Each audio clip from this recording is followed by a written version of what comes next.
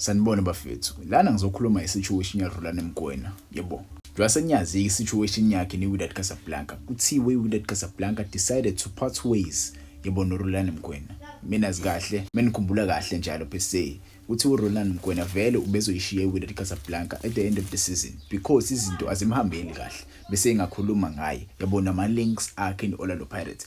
But ke angizile uzokhuluma ngaye kakhulu la kunomdlali engifuna ukukhuluma ngaye yabo owalandwa uRolani Mkwena from Orlando Pirates. Menikhumbula kahle Orlando Pirates enomdlali ekuthiwa uThembinkosi Lorch. Thembinkosi Lorch wadecide ukwenzani ukuhamba ngoJanuary 2023. No, January 2024, not 2023. Yabo wadecide ukuthi ayishiye Orlando Pirates ayojoyina eMamelodi Sundowns. Yabo ilapho yesambona khona idlala kuSundowns. Yes, akawathola ngama games amaningi kwiSundowns, but wadlala khona wasenzela igama. Yabo yaphela isizini waxoshwa uRolani Mkwena. Yabo exoshweni kwakhe uRolani Mkwena kwiSaMamelodi Sundowns wayaleka iWydad Casablanca. Ilapho khona ke owamlanda khona uNyoso. Wamlanda uThembinkosi Lorch, njobe semlanda uThembinkosi Lorch kuWydad Casablanca umjida wadlala kahle, but inkingi la njengoba ehamba uRolani Mkwena kuWydad Casablanca kuzokwenzakalani kuThembinkosi Lorch because i-contract yakhe neWydad Casablanca izophela mekuphela isizini. Umjida bamsayinile for 6 months ukuyilonje beWydad Casablanca. Ingabe uzobuya ayele kwiMamelodi Sundowns noma uzobuya alandele uRolani Mkwena because uRolani Mkwena right now he is linked with the Orlando Pirates. Njengoba elinked neOrlando Pirates kungenzeka phela ukuthi ulumfana lo uThembinkosi Lorch abuye aze kuOrlando Pirates singesazi. Yabo singesazi noma Orlando Pirates ingakuvuma yini lokho. Yabo as ama fans ngokwenu would you allow uThembinkosi Lorch abuye kuOrlando Pirates mekubuya uRolani noma nifuna nje uThembinkosi Lorch ahambe because wayilaxaza Orlando Pirates. Wayilaxaza Orlando Pirates, but mina to be honest I wouldn't mind to see uThembinkosi Lorch join Orlando Pirates again. Even though izinto zingaphelanga kahle between yena neOrlando Pirates, but I wouldn't mind ngempela ukumbona ebuya.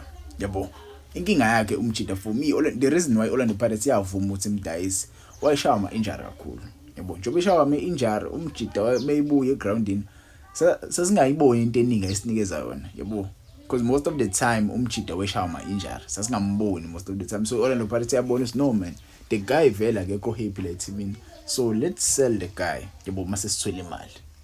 And we sold the guy to Sundowns. The Sundowns yabona ukuthi asikho isidingo sokuthi simsayine lo mjida. Yabo sasingeke isidingo sokuthi bamsayine because babona na ukuthi nakhona unama injury. Yabo so yena umjida uyi-injury prone, but ibhola uyalazi futhi uThembinkosi Lorch.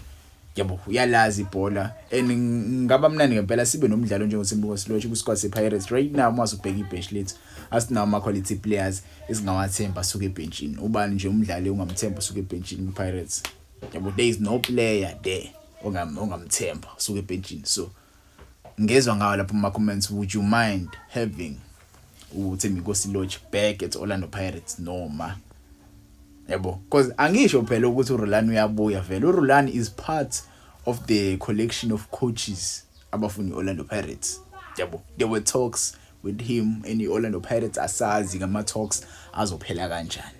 Yabo at the moment Orlando Pirates vele their main priority ukuthola ucoach oqhamuka le-Europe, but you cannot let ucoach njengoRolani Mkwena yabo angabi ne-team. uRolani une-experience right now. Yabo wahamba ku-Pirates engenayo experience, but right now iy'ndondo asenazo, ama-achievements asenawo.